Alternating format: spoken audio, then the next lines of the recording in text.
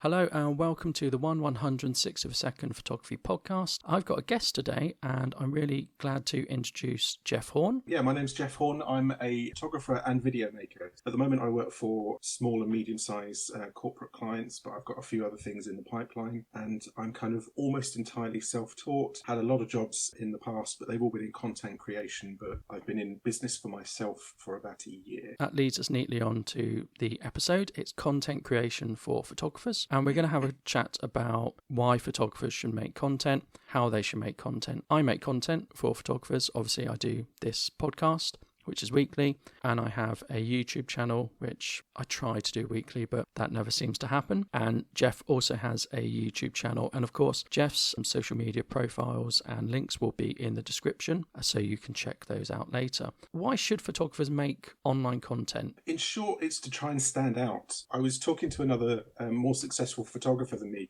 recently, and he's based in London and he works with larger commercial clients, and he told me that there was something ridiculous like 100,000 photographers just in the London area, and sort of technically I'm within that catchment, so that doesn't even include me because I'm about 40 miles away. There are loads of us. There are so many of us that it's not enough to just take a photo. I'm not sure those days ever did exist, but they certainly don't now. Photographers have got to think of things as a business, and creating content online is part of that business. So that as well as being good at what you do with a camera, you have to be visible. A client's going to hire people for particular reasons based on your skills and experience and what you can do. A client will hire who they want to hire, but they can't hire someone if they don't know who you are.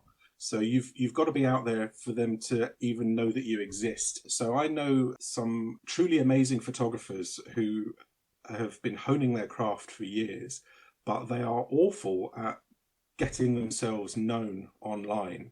So they just don't get any business. And I also know some pretty mediocre photographers who are very good at business and are doing very well. So it's, as always, really, it's not about what you know, it's about who you know, certainly to begin with. It's kind of always been that way, I think. Yeah, so from my perspective, creating content online, there's a lot of ways you can go about it, but I've decided that I am the front of the business. So pretty much everything you'll see online includes me. There's that old sort of thing that the most successful wedding photographer isn't always the one who's technically the best. It's the one who's best at engaging with people, corralling people, marshalling people. And I suppose in the age of the internet, maybe the most successful photographer is the most visible one, particularly in somewhere like London, or the best known for their niche. Would you agree with that? Yeah, I would disagree a little bit with your analogy on the wedding thing, because one of the most successful wedding photographers I know doesn't get involved at all in all that organisation thing. Part of his pre-organisation is to deliberately tell his clients that he's not going to organise the day. But that's sort of a separate thing. But yeah, absolutely. To a certain extent, it's the profile rather than the ability.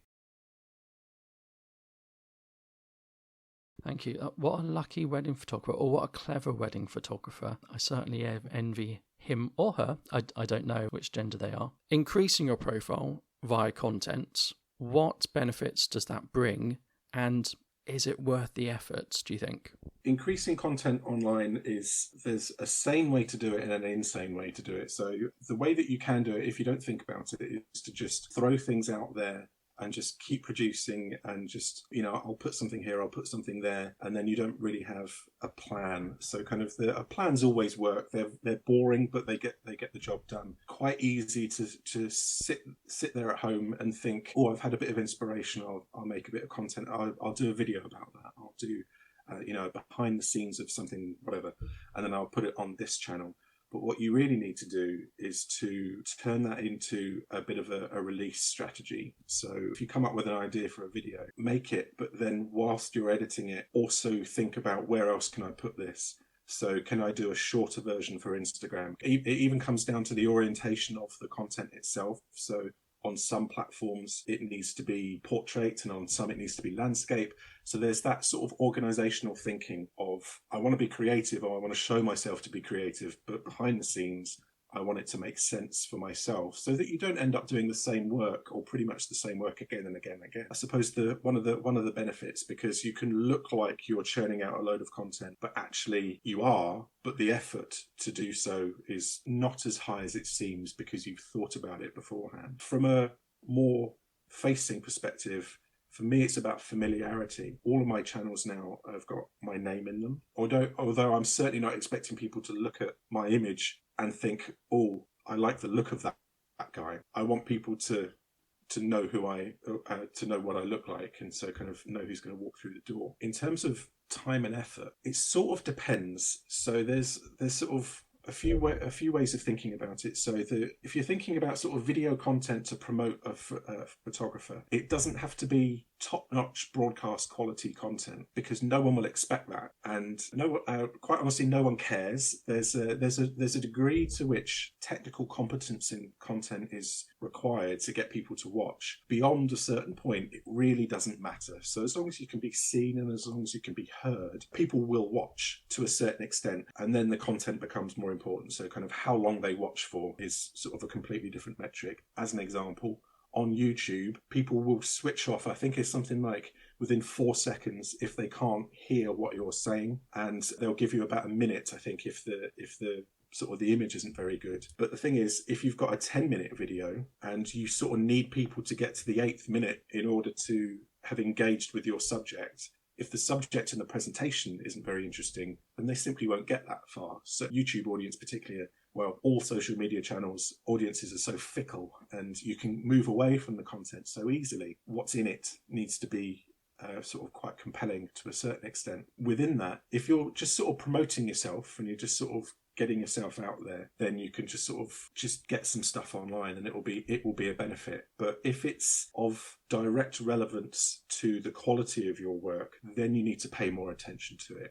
So I was listening very intently to what you're saying, and I think there's a quality threshold. And I think it's acceptable, no matter what type of production you are, to just get your phone out and do a little video clip for something like Instagram. But I think people now expect such high quality on YouTube. And of course, when you're starting out on YouTube, if you're doing an unboxing video, people don't really care about the quality. But the comments I've had on my YouTube channel show me that people compare what they watch on my YouTube channel to professional YouTubers in the same space, like, I don't know, Matt Granger, DP Review, all those channels. And it's little nitpicky things that come up in the comments that make me believe that people pretty much watch YouTube expecting to see a TV show. So I think my experience has been, for YouTube, it has to be so much higher than for a little clip you put out on Instagram. I'm not saying that's going to be everyone's experience, but I just think the audience now has a really high threshold in YouTube. I think there's the degree to which they say they have that expectation, and there's the degree to which they carry out that expectation by moving on. So you're right. There's kind of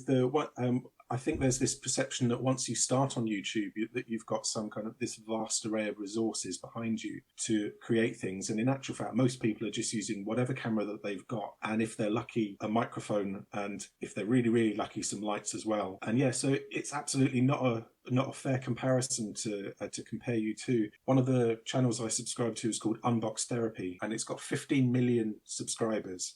And they're in this vast warehouse, which is immaculately lit and sounded, and and it's just not realistic to actually compare most YouTubers to that.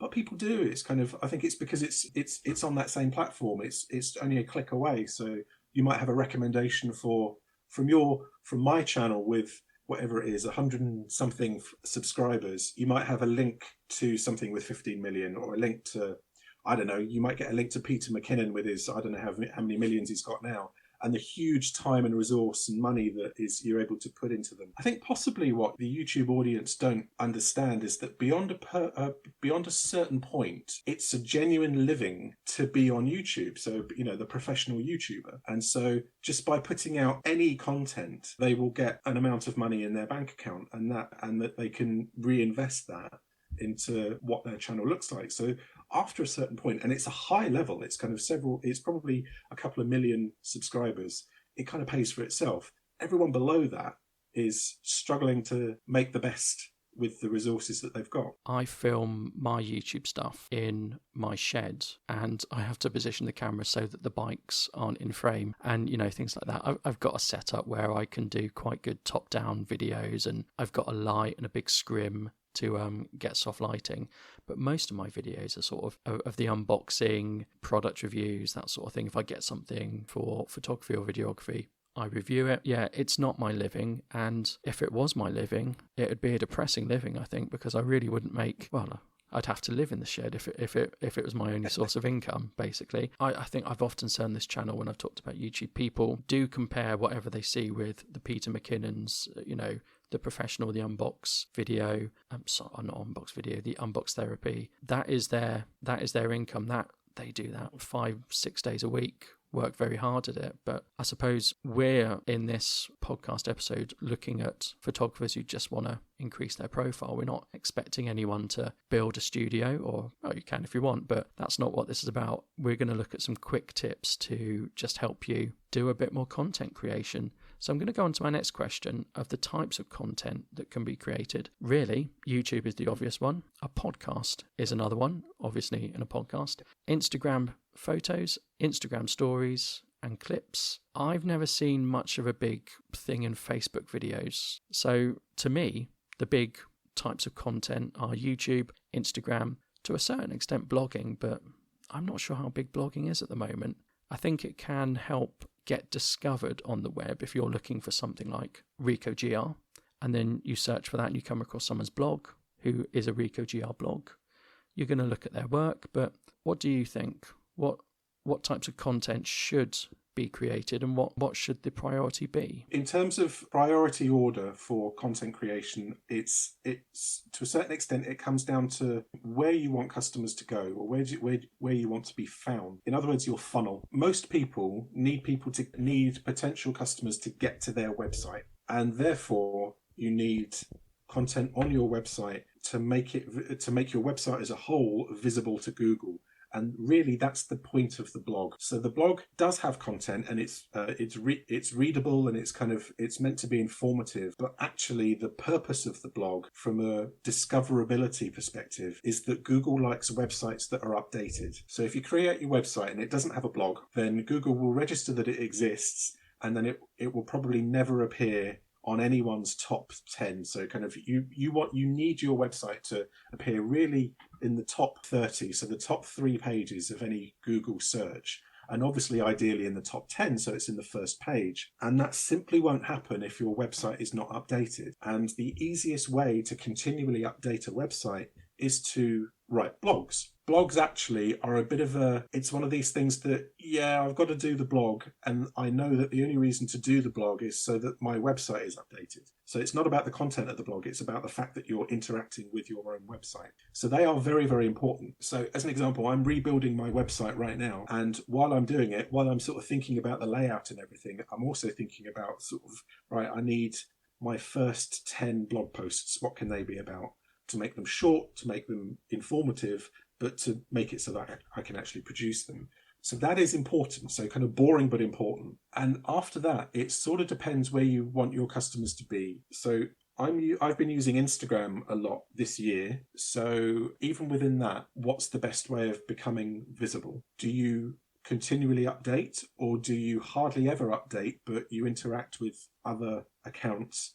And in truth, it's a bit of both. So it's back to it's not what you know, it's who you know thing. In terms of all social media, they reward people for using their platform. So from an Instagram perspective, there's these sort of mini rules within things. So that if anyone comments on one of your posts, you should comment within 60 minutes. And that response should be more than 4 words long. From an Instagram perspective, they are wanting conversation to occur rather than just, this is great, that's the end of the sentence. So that's important in order to grow the Instagram channel. So And again, people don't know who you are unless you talk to other Instagram accounts. Facebook, I've not really used that much yet because it's a bit of an annoyance, because if you create an Instagram account and you tell Instagram that you want it to be a business account, by creating that business account, it automatically creates a Facebook page for that account. And I've got kind of 6 Instagram accounts. So I've got these 6 Facebook pages, plus my personal account itself on Facebook. So I've got all these pages, and most of them are empty because I don't really know. I don't really want, just kind of they generate themselves. I have now realised that I need to focus on one of them particularly, because again, you just sort of need to be there. And the audiences are different on different platforms. So the Instagram audience is a younger audience than Facebook, and it's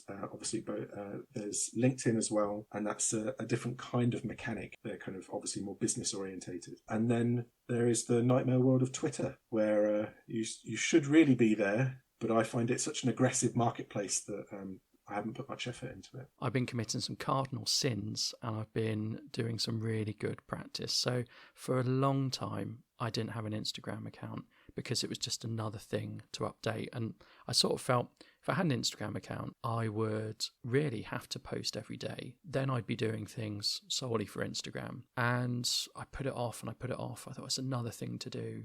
I've got Twitter for this podcast that I just tweet my new episodes. I don't really do anything else. I've got YouTube. I've got this podcast. I've got a full and intense 9-to-5 job. I've got a family. I thought I don't want another thing, which is Instagram. So I held off for ages. And then I thought I'll do Instagram. I very soon found I was posting every day, and I was one of my things, post every day. And I then found that my worst fear had come true, that I was shooting things just for Instagram. So I'd go out and I'd do a 1 or 2 hour street photography shoot with the aim of really just putting the best images on Instagram. And so I carried on, and I was amazed how much interaction I got, how quickly I got up to a certain number of followers, how many comments I got. I actually had more followers than I was following, so I was pretty pleased with that.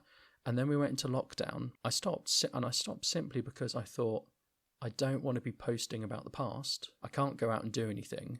So I just put up a sort of notice that said, for now, I'm not doing anything. I've run out of film type thing. And I haven't done anything since. I feel Instagram should be of the moment. And it's not of the moment because you put edited pictures up and things like that. But to keep putting up your past work, I felt wasn't a good thing to do. And it's not massively important for me. It doesn't generate any income, so I didn't do it. So that was my good thing that I was doing. But my cardinal sin is on YouTube. I don't stick to my niche. And again, this has been affected by lockdown. I know it's a sin. I know it's wrong, but I've done it anyway. I haven't got a niche in photography on the YouTube channel. I just do any type of photography. Probably I do more on street photography and more on lighting and more on fashion photography than other genres. And I do lots of review things. But equally, any YouTuber is also a videographer. So as soon as lockdown happened and I couldn't go out and do photography, I thought, I don't want to do all this thing of you're stuck inside. Here's a photography idea you can do in your house. I didn't want to do that. So I started focusing more on videography and video editors and things like that. My last couple of videos are completely nothing to do with photography. They're more videography. I recognise that's a cardinal sin, but I'm also trying to keep up with the consistent video uploads. So you'll probably tell me off or say, yes, you have committed a cardinal sin. And what's really interesting is there's been a bit, say big, it's not big, there has been a growth in views, watch time, etc. But I don't know if that's because my content is reaching more people, I'm putting out longer videos, or just more people are watching YouTube because of current conditions. It's difficult, isn't it? To a certain extent, don't worry about it. But I'm not going to say you've committed a cardinal sin at all, because it sounds like where you've gone has been still related. The real cardinal sin in terms of the YouTube has been, and who am I to say this? I'm just another person. But I started in landscape vlogging, and I realised after a little while that my release, I was trying to release every week, and I just never got to that level. And I realised that it was because I just didn't have enough interest in it. I realised that rather than going out on a photography trip and documenting it, I was thinking of places that I thought would make a good video and go. So I was more of a YouTuber than I was a landscape photographer. So because of that, I sort of I thought, well, no, I'm just going to run out of ideas. So I stopped. I visibly stopped. I had a kind of a video that kind of says, no, I'm sort of resetting. And as it happened, that pretty much coincided with the beginning of lockdown. No one needs to be about 100% about the same thing, because if you go by what people think all the time and what people comment, there will always be people that disagree with whatever you do. So to a certain extent, just don't worry about it. It's kind of, there's no point being on YouTube at all if the concept of making another video is drudgery. It needs to be enjoyable for you. Where I had taken issue a bit is there have been a few landscapers that I've seen who they've been quite militant about the content, and it's for some photographers that I watch, it's very much only about the image for them. So they're quite militant about that. So kind of there's no point doing this unless the image is worth it. And then, like everyone else, they were put into lockdown, and I think for the health of their channel, they would be better off just pausing it. I mean, the concept of releasing something every week is to have this familiarity, so people sit down or stand or wherever they watch their video. But that kind of scheduling kind of aspect, it doesn't really matter. But what a lot of people did, I think, is to, even the most militant about being single-minded and sort of doing a single subject, they moved away. And so they were doing macro videos and nature in the garden videos, and it's kind of, the content itself is fine, but it's at complete odds with what they were saying 3 weeks before. I felt there was a sense with a number of YouTubers that I can see this is not what you really want to be doing. So I can feel that in the content you're producing.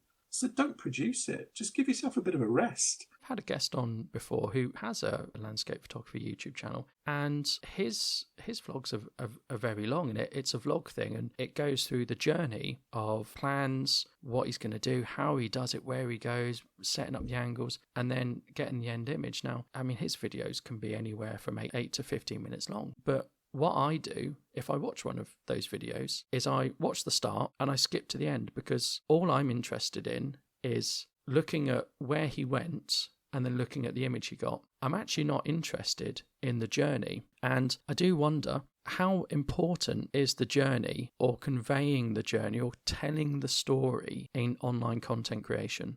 Yeah, it depends on your audience, I think. So there'll be some people that, like you, they basically want to see the result.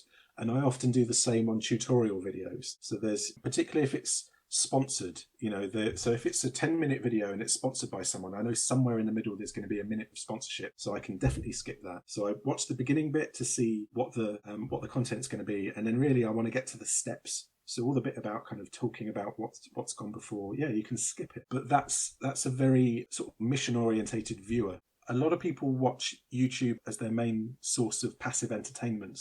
And I know a few people that don't have a TV at all and watch everything on YouTube. So for them, it's the longer form content is more relevant, and they possibly of more enjoyment to them. And there's a certain amount of, what's the term? Not interactivity, sort of community. So the kind of you're in this community of video makers. But I think there is a bit of a trap that people can get into, that they start creating content for the other people that they know that do the same thing, and they're calling that a community. So kind of community of whatever type of photographer, and that's fine if that's what you want your reach to be, but there's only a certain amount of any particular niche audience. So regardless of what it is, so if your thing is macro, there's only so many people that are interested in macro photography, and for those people, like you were saying, you're kind of you might jump to the bit that's relevant to you. For the more passive people, they will be more interested in the quality of the content and sort of I suppose, getting to know the YouTuber a bit. I don't think there's any denying that the really popular YouTubers partly are popular because of their personality. So the channel is as much or more so about who they are than what they do. A great example of that is Peter McKinnon. The reason I stopped watching him about 2 years ago is that I found his personality traits quite overbearing. So the whole kind of what's up and making coffee and sort of the swinging his arms around, and it's just kind of, that's really appealing to some audiences, and they want to see more of Peter.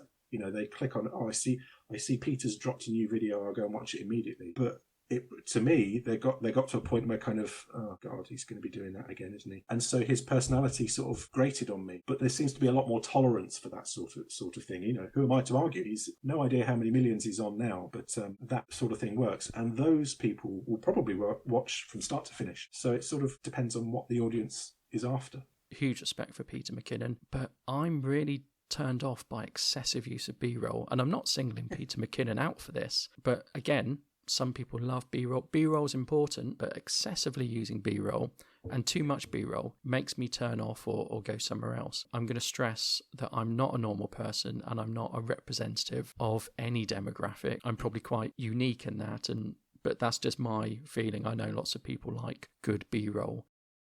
Let's talk about some simple tips for getting started. We both have YouTube channels. We both look at creating stuff. You do it professionally. My profession is not photography related, so I don't do anything photography or video related professionally. I still sort of do this as a hobby, but I want to talk about some quick tips. And I think just sticking a camera somewhere while you do a photography shoot is probably really useful, and then just talking about it later and turning that into a video, but not taking ages on it. You shouldn't spend longer on the BTS video than you do on the photography shoot, because the priorities are all wrong there. But probably one of the biggest tips I want to give today is if you have an iPhone and you can download something called Clips, which is an app made by Apple. It's a social media app, really. It films things. I think it films in a square profile, but what's brilliant about Clips is it will caption your voice, which takes so much effort out of Instagram posts. So you just record what you're doing in Clips and you set it up beforehand so that it captions your voice. And then you've got a video of what you're doing and captions appear,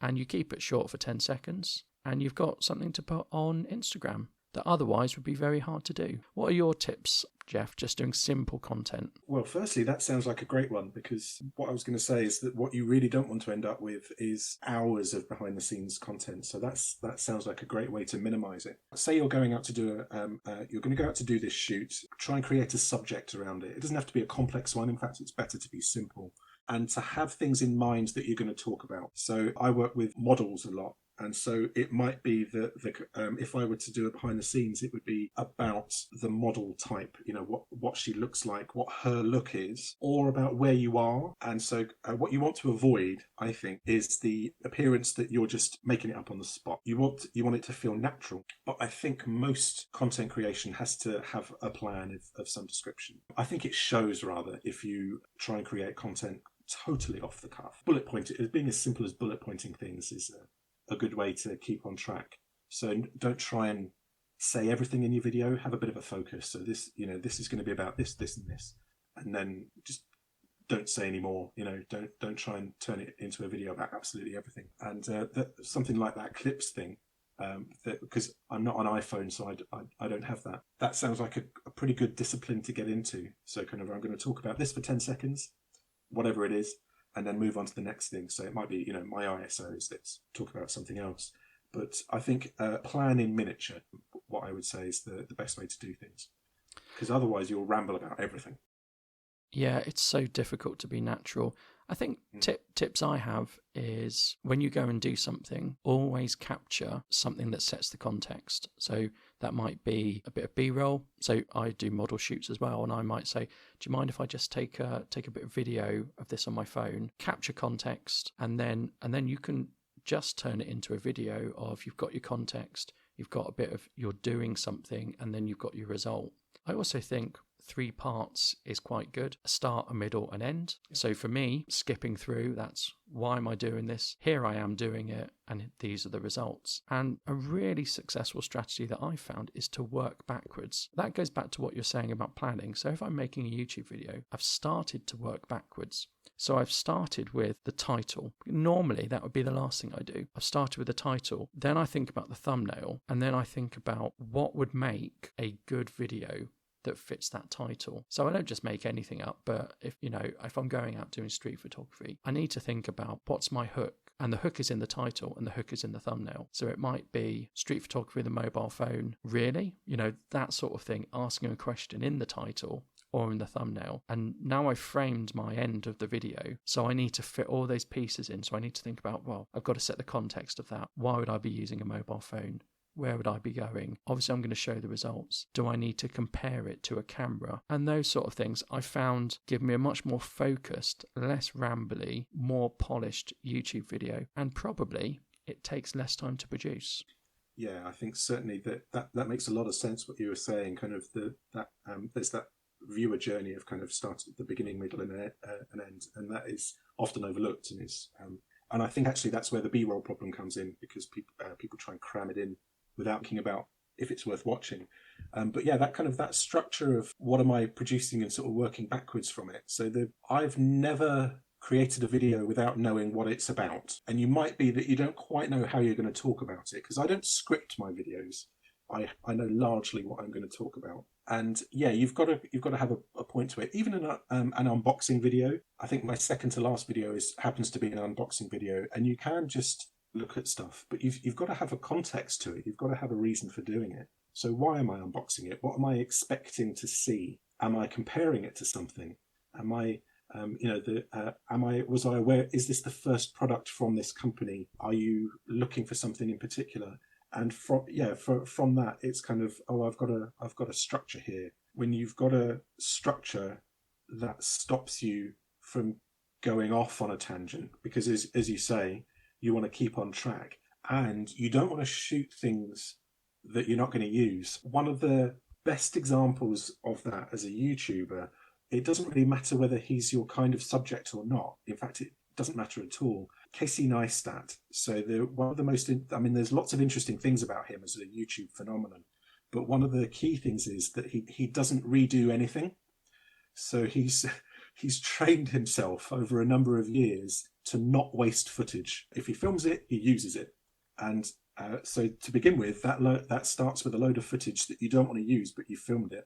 But now he's so clear about what he's going to film and what he's not going to film, that one, he doesn't waste time, and two, he doesn't waste resources. The amount of video that I've got kicking about on hard drives I haven't used, baffling.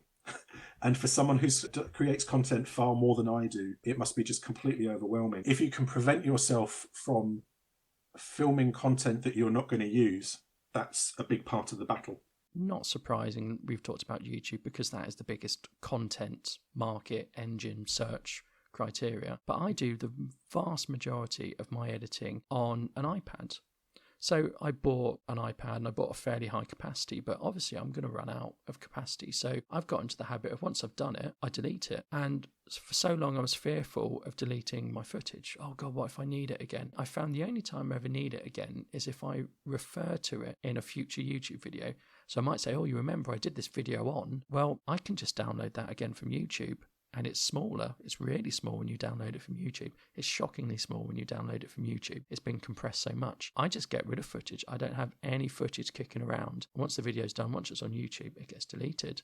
And I find that's quite a freeing way to work. Casey Neistat, interestingly, I think he was doing a video every day.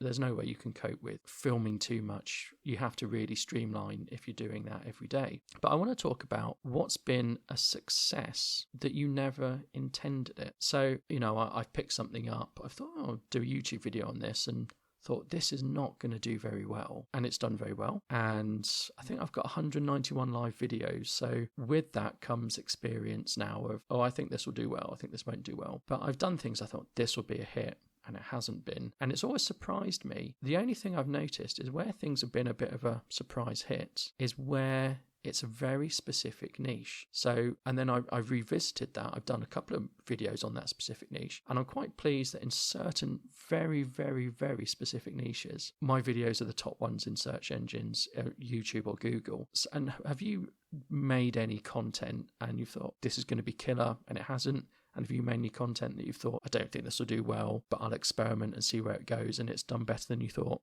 I'm not sure so much the first one. I'm not sure I've created anything and thought that's going to be killer. Yeah, there's I think what you've touched on there with your content that did really well is the nicheness of it. And the searchability of it. So people search for very specific things. They obviously don't search for generic terms because they're not after something generic. So if you have created something that fits a niche, and it might feel like a niche, but worldwide it's probably not a niche. And if you can tap into that, then what is something that might feel quite a waste of time for you, or might feel like a niche, might be exactly what a lot of people are looking for. So I can see that that's why on YouTube you get a lot of the kind of 6 tips for this, 6 hacks, 7 hacks. The number changes depending on kind of, what is the current trend. 5 hacks for this, 5 camera hacks, because people type in camera hack, people type in whatever camera they're using. So I now tend to search on YouTube for Sony A7 III, because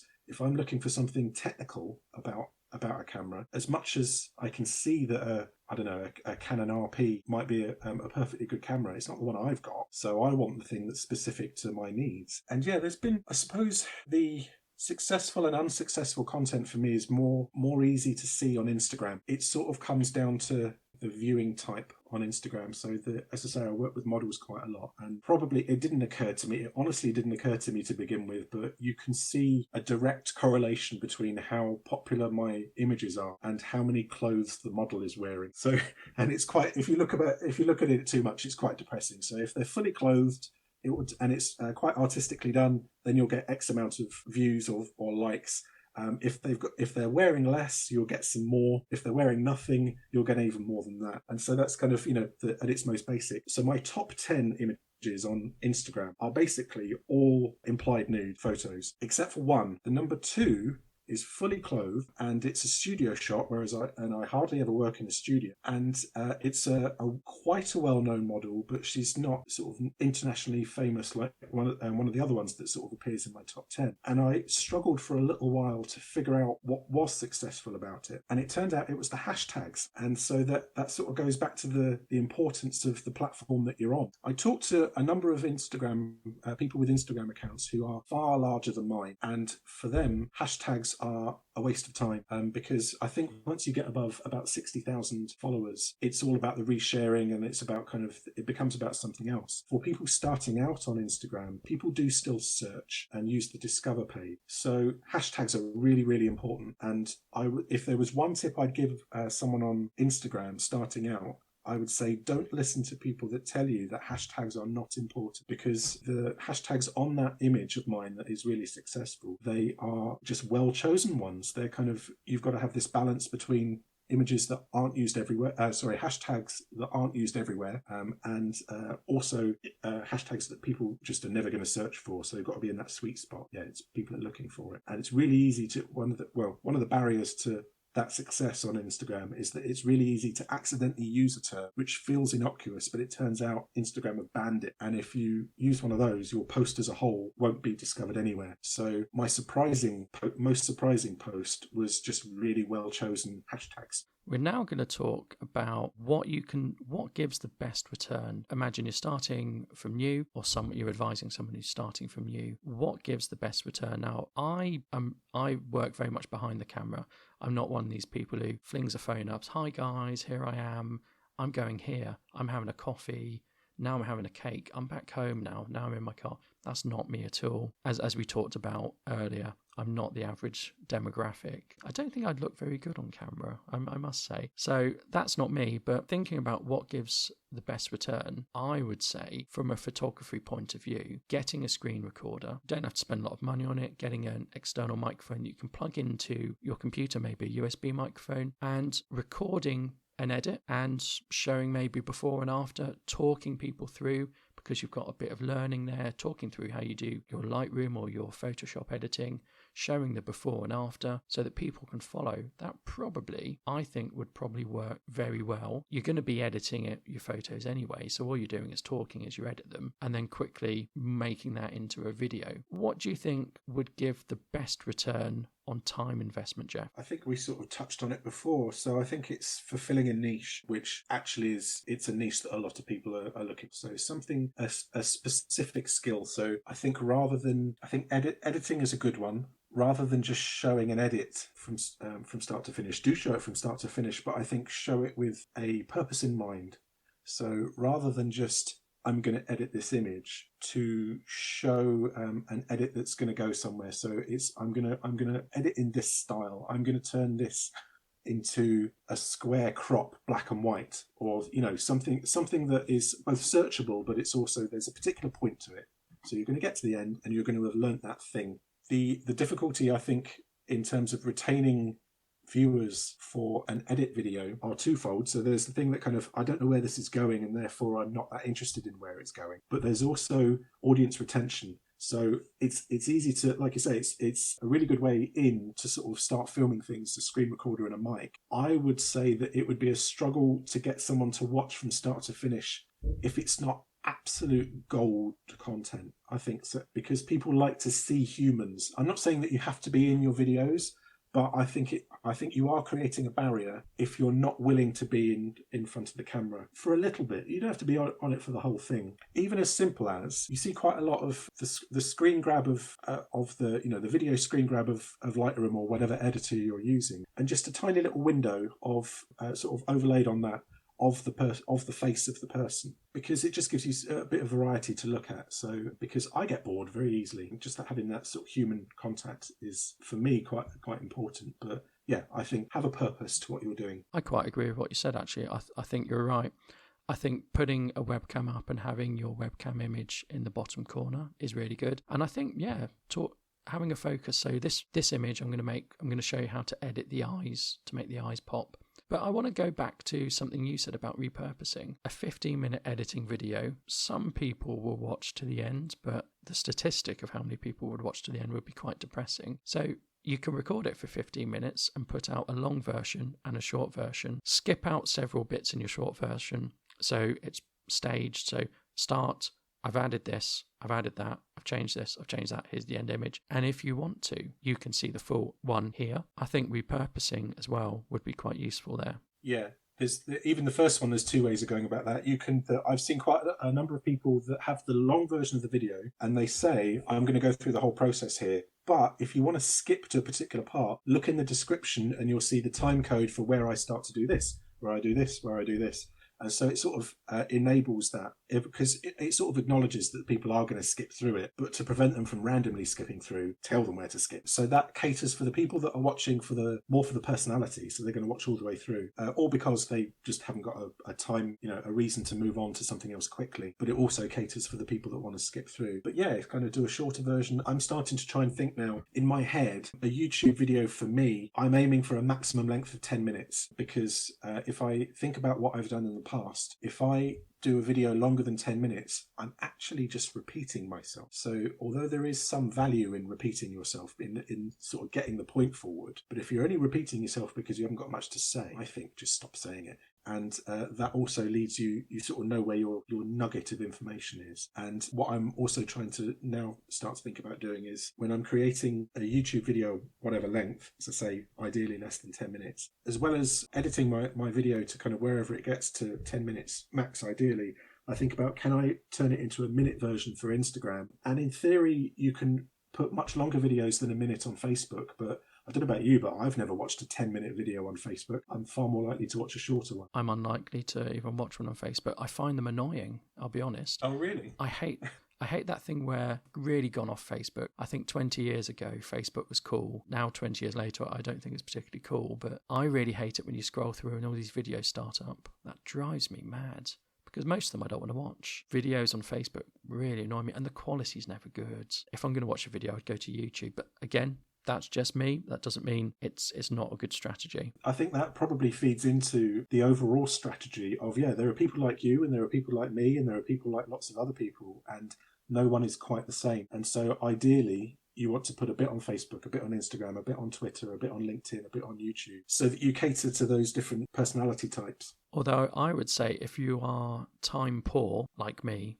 it's probably just best to focus on one. I focus on two things, podcast and YouTube. To focus on any more would just not be possible. Jeff, where can we find your website, your socials and other things? Aggravatingly, at the moment, my website doesn't exist. So I think possibly by the time this podcast go out, I'll have it back online. And if I do, it'll be at jeffhorne.co.uk. My most visible places are YouTube and Instagram. So on YouTube, I am well, they're both the same actually, youtube.com/Jeff Horne Photography. And on Instagram, I am Jeff Horne Photography.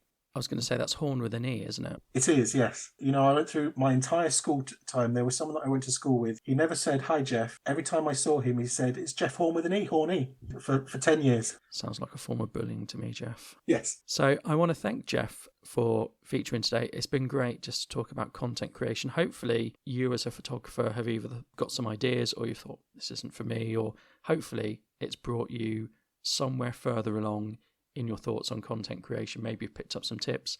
Maybe you've just thought, I can't be bothered, I just want to do my photography. But hopefully it's given you something to think about. Before we go, Jeff, is there anything else you wanted to add?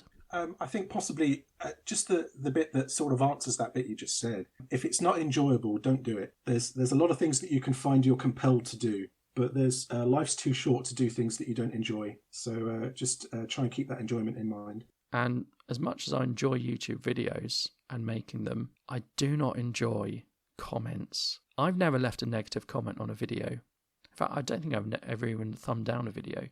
I don't understand why people leave negative comments, but you will get negative comments because you can't please everyone. The nature of the internet, I think. People say what they think before they've thought about whether they should say it, and then it's out there. It doesn't make a difference at all what sort of interaction it is. A positive comment, a negative comment, a thumbs up, a thumbs down. From YouTube's perspective, it's all the same thing. It's all interactivity. So to a certain extent, although just don't read the negative comments, at best, respond to them and just say thanks for your comment. But don't worry about it because it means that you are being interacted with and your channel will build because of that. No, I had heard that, and actually, I read the negative comment, and if it is a negative comment, I leave it up there and I don't reply to it, but I make sure I reply to every positive comment, and I think that's the best way to deal with it. Yeah, treat it as the sort of the miniature conversation it is, and sort of it's only there to help you. So don't take it personally, because most of the time people don't mean it personally. I don't think it's just that sort of the instant reaction, and because you can't see, I suppose, what's the term for it? Keyboard warriors. Because they can't be seen, they feel they can say whatever they like, and they can. But so what? Because it's only a comment. Exactly. And on that note of it's only a comment, we're going to finish today's episode. Thank you for listening, and thank you for being a guest, Jeff. Thank you very much. It's been great. Thank you. Goodbye.